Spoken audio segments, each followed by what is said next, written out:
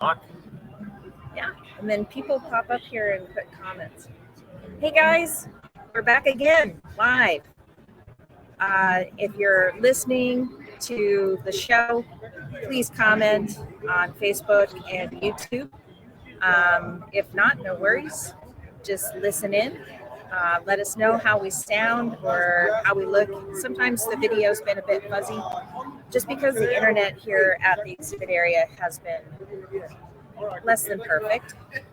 But I have a special guest here who's actually been here at the booth for the last few days. He's a good friend of Benco's, has been using Benco for a while. And we are happy to welcome Warren from Wellis Alloy Wheel Repair. And you're in Tennessee too? Nope, I am in St. Charles, Illinois. Oh, Illinois. Oh, yep, okay. Just You're outside of Chicago. Little, I was going to cheat. Just outside. Oh, nope, this is Benco. Oh, so yeah, that's right. Yep. You're Benco. He's helping out Valerie at Benco as just another person here holding the fort down. We have been consistently bombarded by people and stuff. So it's actually been a really positive thing here. It's been very brisk, but we've actually had a little bit of a slowdown towards the end of the day. And now I said, come on, Warren, ready to go. So welcome to the show, Warren. Thank you. Nice to be here. Yeah. Now, Warren, you're here because you're, not only are you just a super fan of Benco, but you also are a customer and you're a powder. You specialize in wheel refinishing. Yes. Yeah. That's all we do is wheel repair. We don't sell wheels. We don't sell any products. It's strictly factory and aftermarket wheel repair. Tell me about how you got started in powder coating. So I've been doing this for 20 years, and we started out a complete mobile business. Over the last 7 or 8 years, I have been transitioning out of the mobile. I still have trucks on the road going out to dealerships, body shops, but I am predominantly 70 to 80% of our business is now at the shop, and we do custom powder work, custom colors, but specializing in wheels. We say that we're a wheel company, not a powder company, but we powder. Right, because your specialty is yes. So, yeah. Now, have you been to SEMA before? Yes. Oh, you have? Yep, okay. Yep, I've been here before. How would you compare it this year to? Last year there was it's twice as many people are here. And last year when we were here, we were kind of we were in pretty much the same spot we are now, but the whole back area, back off the stairs, there's nothing there. They had that whole area closed off. So even the exhibitors are probably up 30%. Yeah, well, that's good to know because, that's kind of stuff you don't hear. I did see that Chevy and Ford and GM are not here. No. But Dodge is here, and this was kind of the scuttlebutt on the bus ride over in the morning yesterday was, hey, where is Chevy? Where's GM? Where's, their displays and stuff. So it's kind of a notable of SEMA 2022. There's still lots to see, but it's very apparent that the big large manufacturers are not here. And everybody's kind of like, wonder why, you know? So could be many reasons or just one reason. It's a strange environment out there right now. I mean, you hear, depending on where you're getting your news from, the economy, they say, is going strong, but we're headed into a recession. But you come here, and there are still so many people that are out here, just plugging along with planning their future, and planning their future with Benco because your sales. You've landed quite a few sales this year. Yes, from what I've heard. And this has been a really big boon for Benco coming into SEMA. It has been a great way for them to get their name out, and you get to meet all the players with Benco, and they're all great people. That's why I'm here. I don't get anything out of this other than a free trip. Yeah. I don't even get a free trip because I pay for my airfare, but they help me, they get me in here, and I enjoy doing it. I like Right. them so much, that's why I do it. Yeah. I for first timer, I am thoroughly impressed with this show. And all the way, and it's not just the exhibitors and what's here and the events and everything. You just shared a really cool video. I can't wait. He's going to share a video with me later today, and I'm going to post it to my reel. Just so you know, I wasn't out there watching that, but you were in here working. Warren was, and I'll make sure to share say that on my reel. But anyways, the SEMA people, the people that are managing it, the people that are making sure everything's clean and serving the food and getting us in and getting us out and stuff. They're all like super, super nice people. Yes. I'm it's not grumpiness at all on any No. level. It's super happy. And this year, coming off of COVID last year, the mask mandates were still in place. Vegas was just starting to open back up. It was even then they were doing their best to put their best face forward, and it did a really phenomenal job.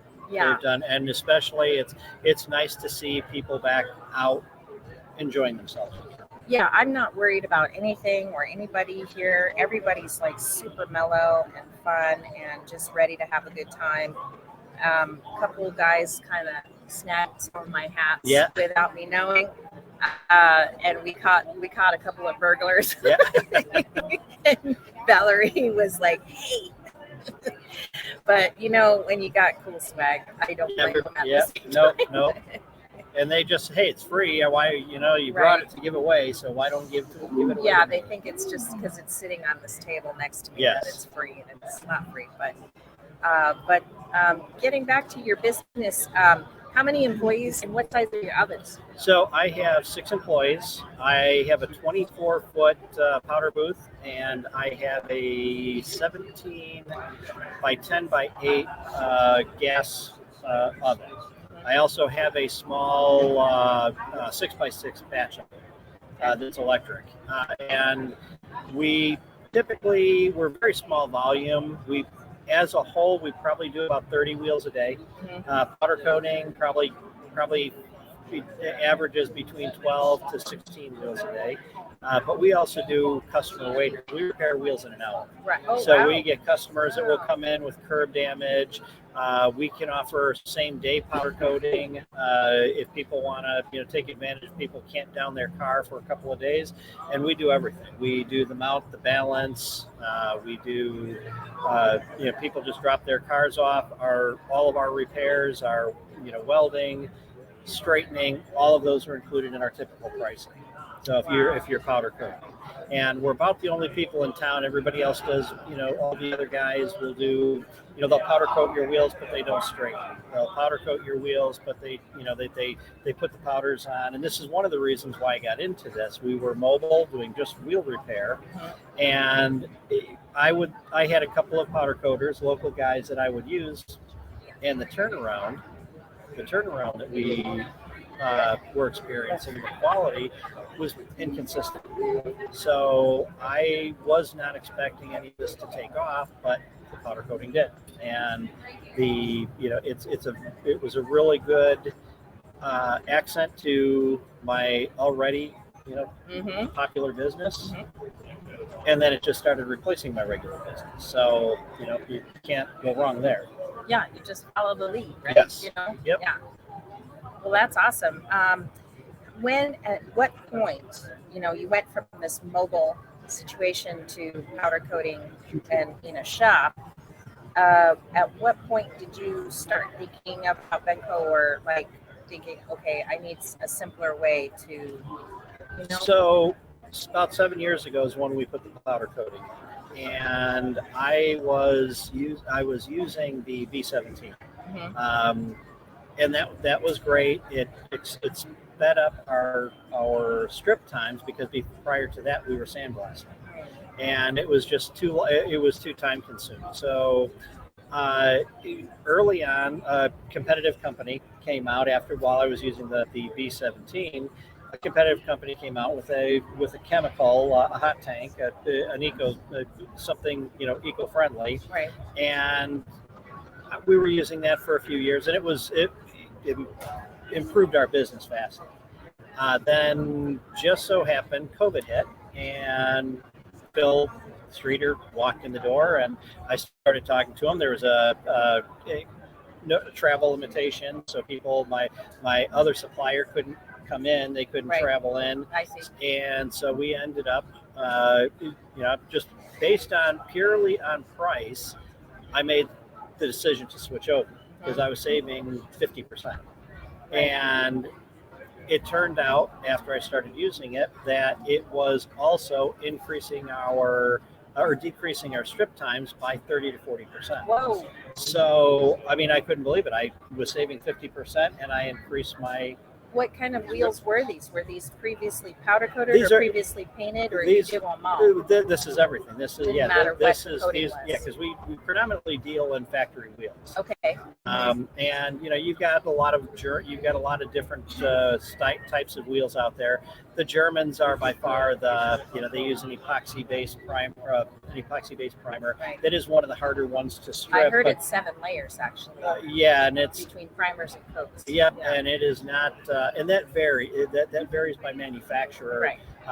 And then there are a lot of wheels that have been in the American market that have gotten powder coated. Depending on who powder coats them, they are, there's some stuff out there that it's just a nightmare to get off. And our strip chemicals have just, it's cut our process time in half. So you've got the B17E tank. Yes. How big is it? So mine's only a 4-wheel. Okay. Mine is only a 4-wheel. And truth be told, I don't have the Benco tank. I have my previous supplier tank. Oh, okay. And I am going to upgrade eventually. It's going to be upgrading pretty soon because our volume has exceeded that 4-wheel tank, and we still use B17 to help out our process. If we're getting backlogged, we will use the B17 because there's nothing that beats that. I mean, that's 15 minutes and you're done. Right. There's no way you could get away from it at any point, or would we want to? No. At Maui Powder Works. Yeah. We realized that early on. This was just like a total benefit to try to, Yep.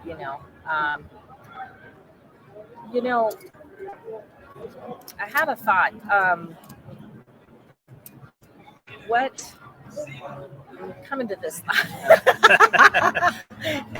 Off the rails. Off the rails. Ask me something. So I'm out of questions. So you're in Hawaii. How are you hiring? Because Yes, my wife and I are looking to move out to Hawaii. Yes. The answer is yes. I've got a lot of people that have asked that question, and I'm always yes. But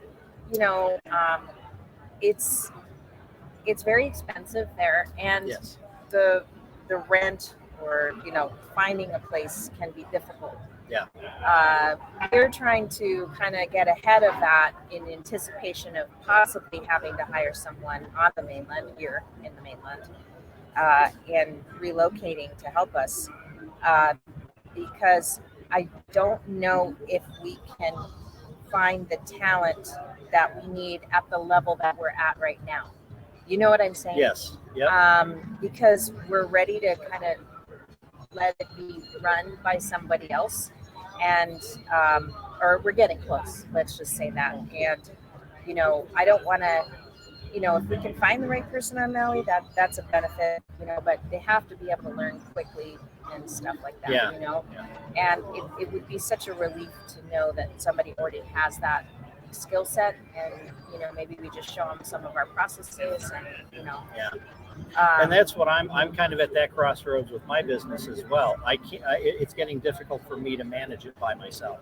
Yeah. And I need to get people in to allow me to concentrate on my business. I've grown so fast over the last several years, and the business has changed in our region that you need someone actively pushing the business out there. And it's I unfortunately I don't have the luxury to be able to do that anymore because I'm day-to-day operations, payroll, all those the are things important things to keep your eyes on. Yes. And I loved Sam's energy. When I was interviewing Sam earlier today, I love his energy because it seems like when he talks, like, not that there's no problems, because I'm sure he has problems, but just with the day-to-day, but he is all about the processes, and he understands at a very young age, what we're going through right now, and trying to escape that a little bit, or Yes. at least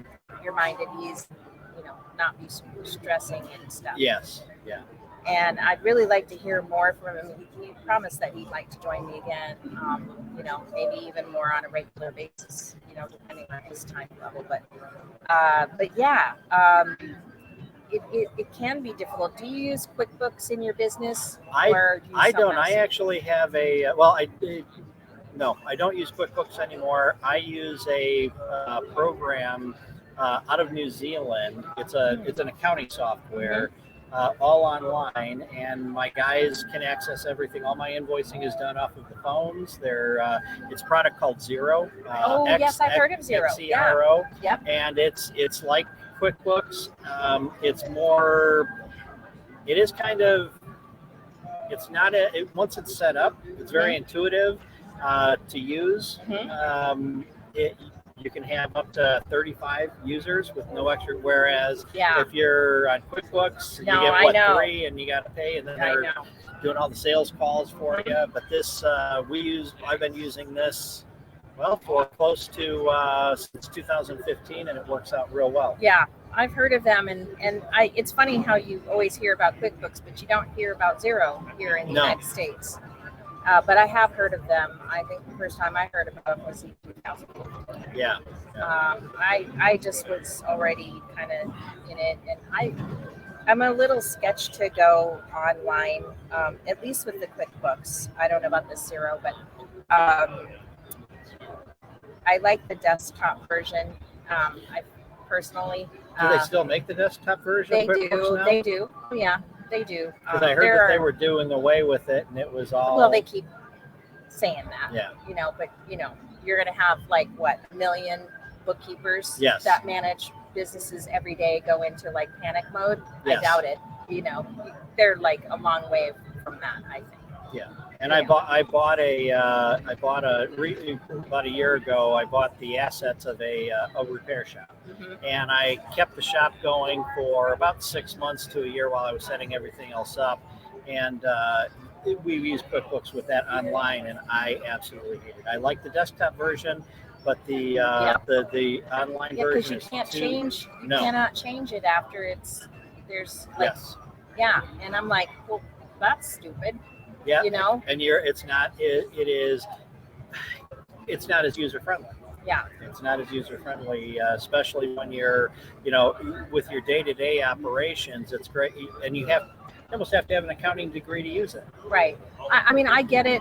They probably made that product for a lot of mobile users. Like if you had your mobile business, all the full time, that would make sense because you're on the go all the time. But it doesn't sit well for me. I don't also like to have that kind of data on because it's online. Yeah, and that's a problem with Xero too, is that it's all online. There's no desktop version. It's easier to use on the phones, but if the internet's out or you can't access it throws you off because my guys out in the field, they don't carry paper invoices. They don't, and so it is. And it would be the same with QuickBooks online. If the internet goes down, you're kind of dead in the water. It's like when the credit card systems go down. You're standing there and you take a payment. Right. I do have my merchant services is with QuickBooks because I get such a good rate. I feel like I get a really good rate with my credit cards and stuff like that. Do you guys do credit cards? Yeah, we do credit cards. I have 2 different systems. I have Square and I have I use Square for my mobile stuff, and then I have a company called MX Merchants for the office. So if my guys are, they need to take a payment, we take it with Square. Right. Yeah. I think I like it. Sometimes it's not so perfect. I do have a couple of fix-its, and when I get home, I gotta call their merchant services and have them fix it for me, because I just, I paid for that service. So Yeah. if I can't figure it out, then I gotta call them to do it. As Yeah. long as their, customer service is available to fix things when things go wrong. Yeah.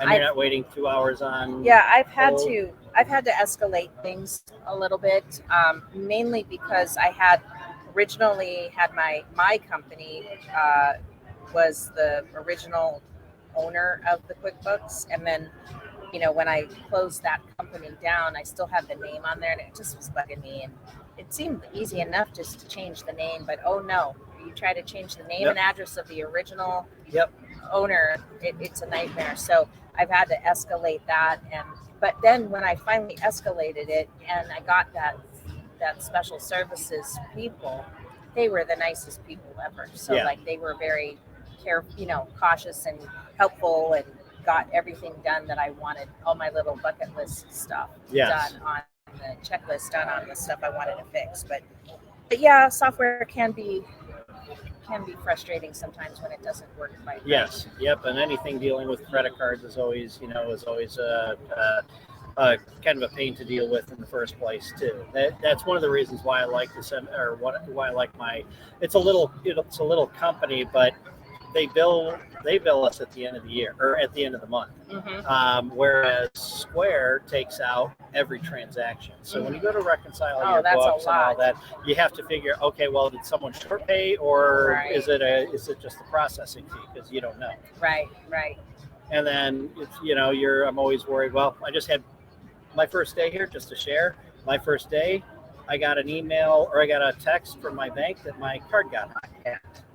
And someone charged about $600 on my business credit card. Yeah. So I called, got that straightened out. They Chase, which I hate Chase, but they're probably one of the best banks out there for business. Had me a card here at the hotel the following day. They mailed one out. Nice. But then yesterday I got a call from my wife's business card got hacked. Someone they were using it. And this whole electronic online, like going back to what you were saying with having all your information out there, nothing prevents them from, if they want to get it, they're going to get it. True. Those what do they call them? They're calling them fin. It's a whole thing, like a mafia type thing. I guess I don't want to say it's a group. Oh yeah. There's a group in the world that's all they do for a living, right? Is that kind of stuff. There was a local business in Hawaii, a restaurant, very popular one, that had one of their admins had opened up an email, had a phishing email in it, downloaded it, and then it took 3 months for it to filter through their entire networks. And when it did, it was catastrophic. Catastrophic. And it was ransomware. And they had to pay, and they were getting close. The FBI got involved, and they were pretty close. These hackers were pretty close to actually accessing customers. I think a handful of customers' cards had already been hacked too, on top of all the other devastation they've done through the company. It's funny we're talking about this, because I was just watching the news this morning, and on Good Morning Las Vegas, they were saying that American companies paid $2.1 billion in ransomware to try to get their data back. Yeah, a lot of it is counties. Yes, counties, and states. Because they haven't updated their software systems and stuff. Yeah, it's kind of this really strange world. Yeah, You know? and I've heard that they are very polite. It's like dealing with a business. When you call these hackers, they treat it like a business. Okay, they'll fix your computers. They'll do everything. All you got to do is pay them. Have you been getting a lot of spam calls lately? Because we have been getting at least 4 or 5 a day. I've disconnected. Driving me nuts. I've disconnected my office phones, Oh, my landlines, because I get, no exaggeration, 30 calls a day. oh, wow. I thought I had it bad. No, and so I just find, no one calls our office landlines anyway, but I had them forwarded. I have one of our phone numbers forwarded to our office cell phone, and we probably I have 4 phone numbers at the office, and we get 30 to 40 calls a day. Yeah, I don't know how they want us to upgrade our businesses and be online and all this stuff, and yet they have no fail safes and nothing nothing to protect us other than just that's what you got to do because this is our new world and you got to deal with it. And right? the new world that there's no fail safes. But the phone companies make millions off of these robocalls. Oh, they do. I know Yes. they do, and that's why you can tell. It's always in the legislature, or like you notice they'll pass a bill, and then all of a sudden the spam calls go away, and then the next thing you know, they pop back up. But the scam, and I don't understand what the scams are. That out of those 30 to 40 calls that we get a day, because it's probably 5 an hour. Yeah, and they're most of them are pick up. You pick up the phone. There's no one there. So okay. So what's happening with me is it's a local number. Mm-hmm. So I'll want to pick up because I think it's a customer, and then when I pick it up, there's no one on the phone, and then I hang up, and then next thing you know, I'm getting calls from like all kinds of numbers everywhere. Some of them say unknown on the ID. Some of them say it's you can tell it's a foreign, like it's outside overseas. So it has 11, and then it's got like it's all different numbers. Some of it'll just say like something weird like Chicago, and then like but it's not normal. Like it's not a person's name or anything like that. It's not a company name. It's it's something just bizarre, and it's all over the place. Yep. And I so mad. Don't know how. I do like the ones, because I mess with them a lot of times. If it's a live person, I'll keep the phone on. I'll put it on speaker, and I'll sit there and I'll have conversations. Even if no one's there, I'll have a conversation with someone that's not there. Yeah, this idiot's sitting here on the phone, thinking I'm going to talk to him, and hello. I don't. I just, what I do is I answer the phone, and then as soon as I answer it, I put them on hold, and then they have to listen to classical music because that's the music that came with my phone system, and I just leave it on that. So I just because I don't even want to talk to them and stuff, and then of course they immediately hang up because now you're wasting their time, right? Yep, exactly. That's a good strategy. Yes. Yep. Exactly. I've heard of a lot of. We've got a couple of followers here. Why don't you make some comments, guys? If you're following us on YouTube or Facebook, please say hi. Ask me a question. If I don't know the answer, I'll make it up. Warren's here to answer your questions, guys. Don't be shy. He's been in business for a long time. He's got a lot to talk about, although he said he wasn't going to say anything, but he's I'm shy. Lying about that. I'm shy. Ask Phil, I'm shy. It's been fun here at the Benco booth. I'll tell you, you guys are all just fun, happy people. And that was the first thing I thought when I showed up. I mean, I really didn't have anything.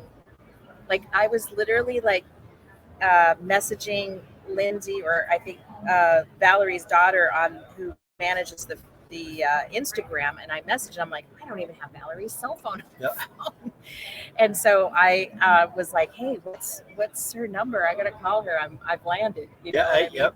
And so I didn't really. We kind of put it all together at the last minute, but I think it worked out. Yep.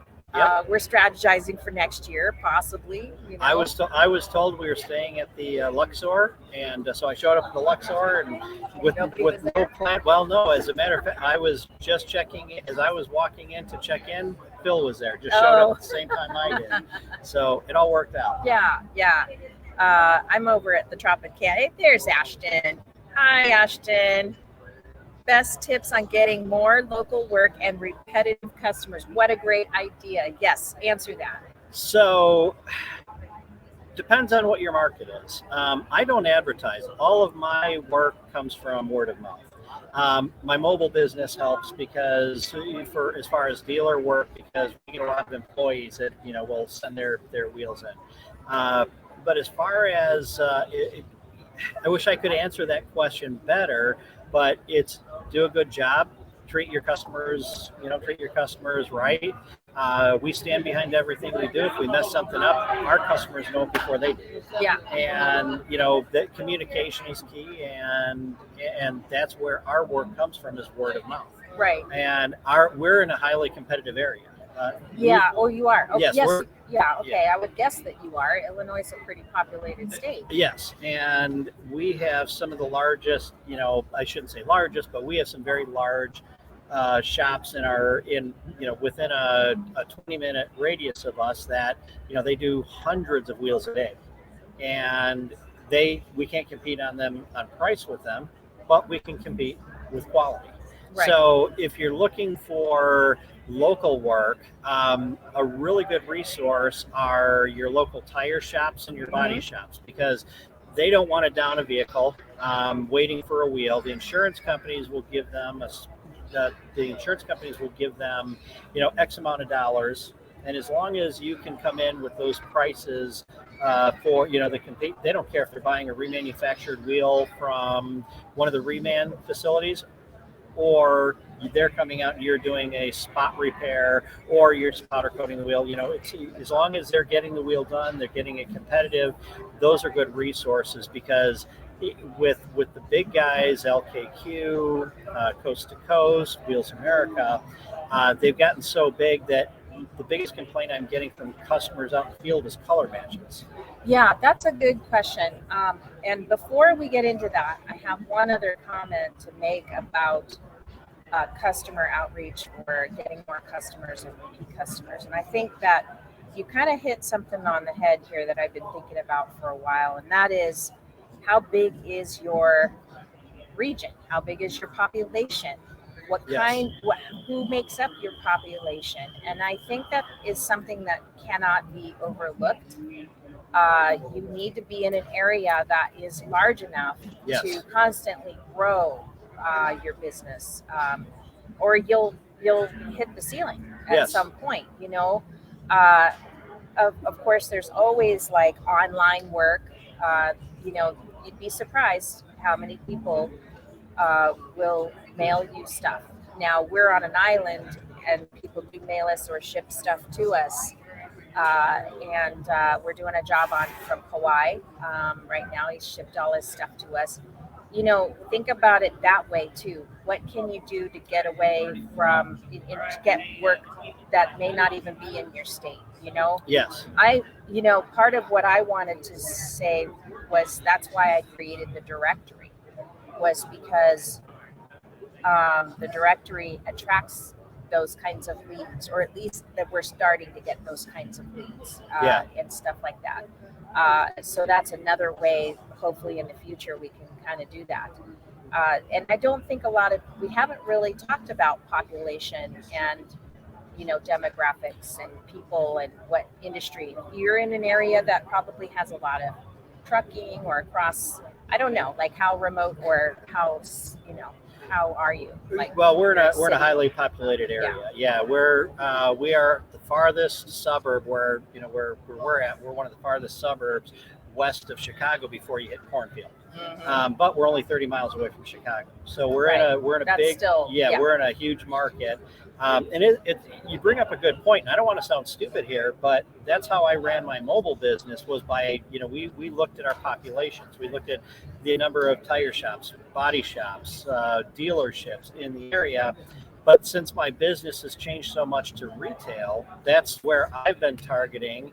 And I've probably done, not the best job with my social, I'm not even going to say I haven't even done my best job. I've done a lousy job of my social media. Yeah. I don't keep on top of that. I do have Facebook representation. I've got, we've got very good reviews on Google and right. But I don't keep up. I don't keep up with my Instagram. I don't keep up with any of that. And that's again going back to getting into that position where I need someone to take that off my plate. I need someone to manage the business for me so I can concentrate on the business. Right. And so, yeah, those are areas that you can concentrate on bringing in more work. Yeah. Now, my second point to what we were discussing is, my second point is what? What is my second point? Oh, yeah, the color matching. That's kind of why we tend to shy away from just doing one-off rims unless they're really insisting, just because we understand that they're not going to match. And I don't want to have one of those customers that thinks they know what they want but really doesn't know what they want or what they're going to get. And I tend to avoid those people. Yeah. But how do you manage that? How do you manage that when it's not going to match if it's powder coated and it's painted, the other rims are painted? So we started out as painting. So we paint wheels as well. Oh, you do? Okay. So, and a lot of people don't realize this, but probably only half the wheels out there are actually powder coated. Oh, I would say less. Yeah, they're all powder. Yeah, they might 90% of them might have a powder coat primer on it. Right. But as far as the color goes, it's a wet paint. It's all painted. Yeah. And it's a wet paint and it's a wet clear. So that includes OEMs and off-market, aftermarket stuff too. Yeah, all of these rims. I think I saw one sign in this whole room that said powder coated rims. Yes. There was one booth that was touting that. Other than that, I think they're all painted. Yeah. So what we do is and we're I've got some phenomenal painters, and these guys have eyes for color. And I mean I have been painting for the first 15 years of my my company's existence. I was the one doing the work, and now I've gotten away from it and I've trained my guys, and some of my guys have surpassed my ability. Isn't that a beautiful thing? It really is to watch people, and I've got good longevity with a lot of my employees. But we will, if a customer wants a one-off wheel done and we've got to do the whole wheel and they want it powder coated, we'll powder coat it, paint it. They're going to pay for it, right? Because basically we're doing the wheel. We're doing the wheel twice, or we'll talk them into just doing a face repair. Oh, okay. We'll do a face repair where we can okay, so bring the car in. We're not going to powder coat it. We're going to paint it. Yeah. And we run into it quite often where nope, it's got to be powder coated. It's got to be powder coated. Okay, $300. Right. It's going to be $300 a wheel, and that's quite a bit higher than what the market bears. But those people, there are some people out there. That's what they want, and we can give it to them. Yeah, and let's talk about price for a second, because I was really, really, really impressed when I was talking to Felipe about pricing. And then I brought it up again when I talked to Sam, his partner, from RTM Customs. RTP Customs. I'm going to get it. I'm going to remember that. And, their minimum is $250. Now you're getting a full service there, but that's per rim. Yeah. Are you charging $300? Oh, we're not even close. Our market is $150 a week. Yeah. So they're obviously on another level here. Yes. Our starting price is minimum is $150. Yeah. But usually we like to go anywhere from $160 to $180 is the average price. And then it's kind of been reaching that even up to $220 and stuff. Well, going into our market, and I mean we're the Chicagoland area, and we're in a very affluent area, but there's just we've tried to put it to where it should be, and because we've got going back to these other companies that are out there that are powder coaters that just do complete volume, we usually have a company that will everything. They'll mount, balance, drop off the wheels, they'll mount, balance, powder coat your wheels, for $50 a wheel. Yeah, But they don't repair them, and they don't no. straighten them. And they don't prep them. No, they put they'll put powder over powder, Hello. or if you've got big gouges, they just bury it in powder, and it's absolute garbage work. But trying to convince someone who only cares about the price, and that's not our market. That's so that's one of the things. But we've tried, we tell people, it's like, well, if you want a $50 wheel, go get your $50 wheel. But we've tried to push even $25 a wheel, and we've got so many other powder coat companies out there that'll do it for less, that it's been a difficult challenge to do that. Our quality is better. So our clientele that we have, So they know that. And the clientele that we have, I mean, we run some really nice cars through our shop. I mean, we're on a weekly basis, we're pulling McLarens, we're pulling Ferraris, Lambos.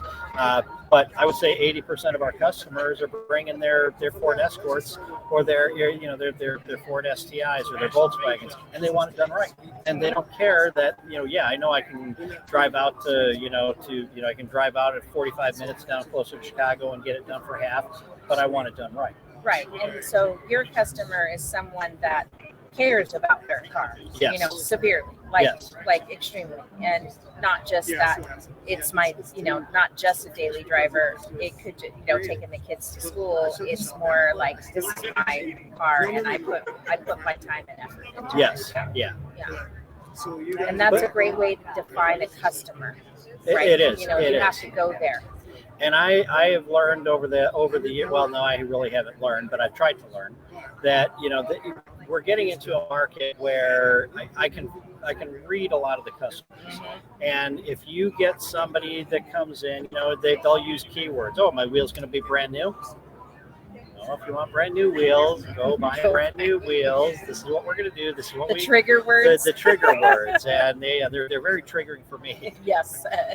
But we found that even with customers that complain, it's grating on you, but you just gotta if you're not happy, we'll take care of it. We'll do whatever we got to do to make it right. And usually you do it, and then they end up coming back. Yeah. We had a customer recently. I was thinking for sure she wasn't our customer. She called on the phone not once but twice and asked the same questions. Then she came down, and I was doing a podcast, so I wasn't able to speak to her, but Ross did, and he handled it, and she picked out shimmer candy raspberry for Columbia coatings. And I'm thinking, I'm looking at this girl, and I'm looking at her car. It's just a VW Jetta, and I'm thinking, not our customer, Yeah. kind of hippie-ish, and just not the type that come into our shop. And Ross is all, no, she's doing it, and I'm like, okay, well, I'll order the powder because I get all, it's expensive now. Yeah. It's always been expensive for us, but, pricing has gone up too. And so I was a little reluctant, but I did order the powder because we've been, it doesn't always happen to us, but in the past, we've had people just skip out, just not come back, even though we've ordered the powder. Yes. But for the most part, people do come and stuff. But anyways, so, we've partnered up with a tire place around the corner. Okay, so they do the lift and the mount and dismount, all that stuff, and then they'll drop off the rims for us. They're super nice guys. So I'm happy to finally have someone to do that. So, she shows up at, and I called the tire guy, and I'm like, did she make an appointment with you?